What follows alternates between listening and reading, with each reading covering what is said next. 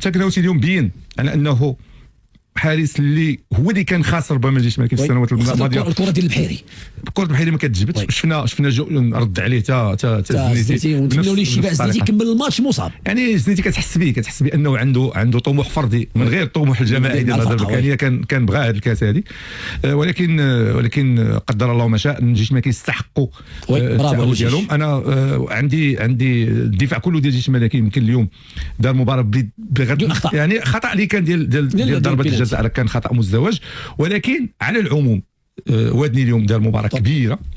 النهضه البركانيه في الاخير فاش بغاو يلعبوا على الكره الطويله واحسن تنقيط كما هضرتي، احسن تنقيط هو عند وادني لانه دار مباراه كبيره. حتى ملي بغاو النهضه البركانيه في الاخير في 10 دقائق الاخيره اعتمدوا على الكره الطويله، لقاو مندي ولقاو الوادني. بالتالي كنظن انه بالنسبه لي انا يعني الجيش الملكي اذا شفتيهم عندهم مقومات ديال الفريق البطل. لانه شنو المقومات ديال الفريق البطل؟ حارس جيد، دفاع منظم، مدرب جيد، وسط ميدان يشتغلوا بشكل جيد، وخط امامي قلب هجوم. واخا ما عندوش قلب هجوم، ولكن كيلعبوا بقلب هجوم وهمي، ولكن كيوصلوا لانه كلشي كيسجل.